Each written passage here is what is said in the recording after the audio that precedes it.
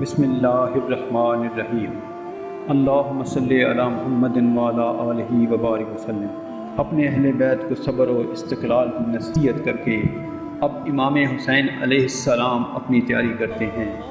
نبی کریم علیہ السلام کا امامہ شریف امام حسین علیہ السلام نے اپنے سر پر باندھا، نبی کریم کی دستار مبارک اپنے سر پر رکھی اور اپنے بھائی حسن مجتبیٰ کا پٹکا کمر میں باندھا اور اپنے باپ کی تلوار ذوالفقار اپنے ہاتھوں میں لے لی، اور کربلا کا دولہا، کربلا کا سلطان، شہنشاہ کربلا امام حسین علیہ السلام میدان کی طرف جانے لگے۔ جب امام عالی مقام نے تلوار ہاتھوں میں لے لی، ایک نظر ان پردہ نشین اور مظلوم خواتین کو دیکھا جو سب کی سب صبر و استقلال کا مجسمہ بنی ہوئی تھی، جن کی آنکھوں میں آنسو بھی نہیں رہے تھے، جن کے دل خون کے آنسو رو رہے تھے، جن کا سارا گھر لٹ گیا تھا، ایک سہارا رہ گیا تھا، یہ بھی اب ان کو آخری سلام کہہ رہا تھا۔ امام عالی مقام نے فرمایا، شہر بانو لو تم پر میرا آخری سلام، رباؤ اپنے حسین کا منہ دیکھ لو، شاید تمہیں یہ منہ دیکھنا بھی نصیب نہ ہو۔ زینب تمہارا بھائی جا رہا ہے، زینب تم فاتح حیبر کی بیٹی ہو، تم صابرہ فاطمہ کی بیٹی ہو، تم سید الصابرین کی اولاد ہو، صبر و استقلال کا دامن ہاتھ سے نہ چھوڑنا۔ ایک بات اور بھی یاد رکھنا، یہ میری پیاری بیٹی سکینہ ہے، اسے رونے نہ دینا، یہ میری بڑی پیاری بیٹی ہے، اسے سینے سے لگائے رکھنا۔ یہ کہنا تھا کہ معصوم بچی سکینہ آئی اور اپنے ابا کی ٹانگوں سے لپٹ گئی۔ حضرت رباب آئیں اور حسین کے کندھے پہ سر رکھ کے رونا شروع کر دیا اور کہا، میرے سر کے تاج آپ کہاں جا رہے ہیں؟ ہمیں اس مصیبت بھری دنیا میں چھوڑ کے آپ کہاں جا رہے ہیں؟ ہمیں ان ظالموں کے حوالے کر کے آپ کہاں جا رہے ہیں؟ ہمارا حشر کیا ہوگا؟ یہ بے دین بدبخت درندے ہمارے ساتھ کیا سلوک کریں گے؟ فرمایا، اللہ تعالیٰ تمہارے ساتھ ہے، تم اللہ کے نبی کی اہل بیت میں سے ہو، اللہ تعالیٰ تمہاری عزت اور تمہاری عظمت کا محافظ ہے۔ امام عالی مقام نے سب کو صبر کی تلقین کی، مگر اس وقت صبر کی انتہا ہو چکی تھی۔ امام عالی مقام باہر نکلے، اپنے گھوڑے ذوالجناح کو کھولا، گھوڑے پر سوار ہونے لگے تو سیدہ زینب نے اپنے سر پر چادر ڈالی اور چادر ڈال کر باہر نکلیں اور کہا، میرے ماں کے جائے، جس ماں کا دودھ تو نے پیا ہے اسی کا دودھ میں نے بھی پیا ہے، میں بھی علی کی بہادر بیٹی ہوں۔ میرے بھائی، تم نے سب کو سوار کرایا، میدان کی طرف رخصت کیا، مگر اب تمہیں رخصت کرانے والا کوئی نہیں، تو تمہاری مظلوم بہن تمہیں سوار کرائے گی۔ او میری ماں کے جائے، چڑھو، تمہاری بہن تمہارے گھوڑے کی رکاب تھامتی ہے۔ سیدہ زینب نے اپنے بھائی کو سوار کرایا، امام عالی مقام گھوڑے پر چڑھے اور چڑھ کر میدان کی طرف بڑھنے لگے۔ فاطمہ زہرا کا آفتاب جدیدی بادلوں میں روپوش ہونے جا رہا تھا۔ نبی پاک کا نواسا سارا گھر بار قربان کر کے اب خود قربان ہونے جا رہا تھا۔ اللہ اللہ! امام عالی مقام یزیدیوں کے سامنے گئے، فرمایا، میری طرف دیکھو، میں کون ہوں؟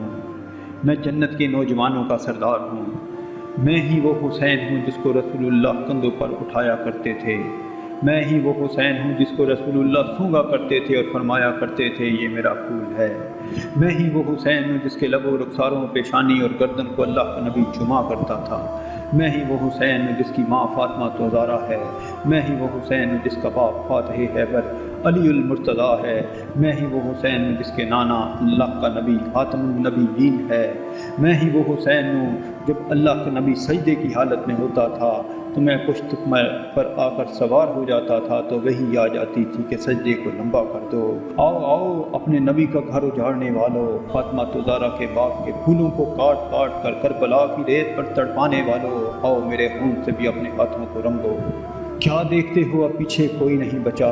وہ بے دین آگے بڑھے، انہوں نے تلواریں میانوں سے باہر نکالی اور نیزوں کو سیدھا کیا، لیکن امام عالی مقام نے تلوار میان سے نکال کر جب ان پر حملہ کیا تو وہ بھیڑ بکریوں کی طرح آگے لگ کر بھاگ اٹھے، لیکن امام کی تلوار ان کے جسموں سے آر پار ہو رہی تھی اور ان بے دینوں کے سر کٹ کٹ کر ایسے گر رہے تھے جیسے موسم خزاں میں درختوں کے پتے۔ شیر خدا نے لاشوں کے انبار لگا دیے، باوجود اس کے کہ صدموں سے چوٹ چوٹ تھے اور 3 دن کے پیاسے تھے، مگر آپ کی تلوار ذوالفقار آج بھی وہی جوہر دکھا رہی تھی جو اس نے بدر میں دکھائے تھے۔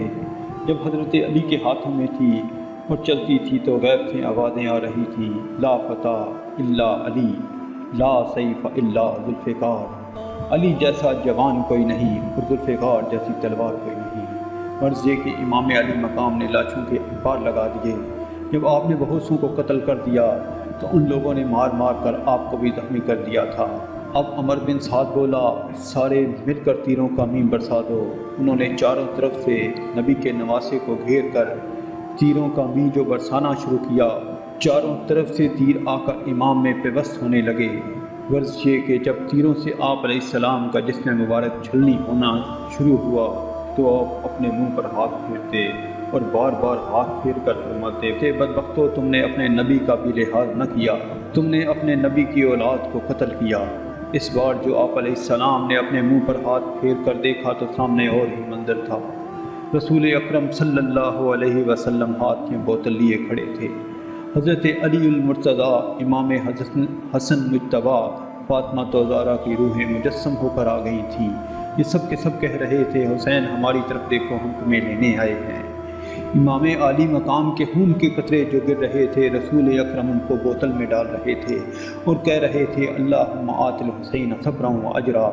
اللہ اللہ، نبی کا نواسہ خون میں نہا گیا، اس کے پھول جیسے جسم کو چھلنی کر دیا گیا، جہاں وہ زخموں سے چور چور ہو گئے اور گھوڑے سے گرے۔ امام عالی مقام جب گھوڑے سے گرے، عرش الہی ہلنے لگا، فاطمہ زہرا کی روح لرزنے لگی۔ اللہ اللہ، نبی علیہ السلام کی آنکھوں کا تارا زمین پر گرا، حضرت علی کی آہ نکلی۔ یہ کون گر گیا تھا؟ یہ وہ گرا تھا جسے نبی پاک اپنے کندھوں پر اٹھایا کرتے تھے۔ امام عالی مقام گھوڑے سے گرے، شمر لعین، حولا بن جدید، سنان بن انس، یہ بڑے بڑے بدبخت آگے بڑھے اور امام کے جسم پر چڑھ گئے۔ شمر چھاتی پر چڑھا، امام عالی مقام نے اس کے سینے پر کوڑ کے نشان دیکھ کر فرمایا، سچ فرمایا تھا میرے نانا جان نے کہ ایک کوڑی کتا ہے جو میرے اہل بیت کے خون میں منہ مارتا ہے۔ میرے نانا جان کا فرمان سچا ہے، تو ہی میرا قاتل ہے۔ اور شمر، آج جمعے کا دن ہے، لوگ اللہ کے حضور سجدہ کر رہے ہیں، میرا سر بھی جسم سے اس وقت جدا کرنا جب میں اپنا سر سجدے میں رکھ دوں۔ اس وقت بھی امام عالی مقام نے پانی کی خواہش ظاہر نہیں کی، اس وقت بھی کوئی تمنا و آرزو تھی تو یہی تھی کہ میرا سر جھکے تو اللہ کے حضور جھکے۔ اس وقت بھی باطل کے سامنے سر نہیں جھکایا، اس وقت بھی سجدہ کر کے دکھایا اور دنیا کو یہ سبق دے دیا کہ اگر مجھ سے محبت ہے تو میری زندگی سے سبق حاصل کر لو۔ حسین علیہ السلام نے اپنا سر سجدے میں رکھ دیا اور سجدے میں سر رکھ کر کہا، سبحان ربی الاعلیٰ، اے مولا، اگر حسین کی قربانی تیری بارگاہ میں قبول ہے تو نانے کی امت کو بخش دے۔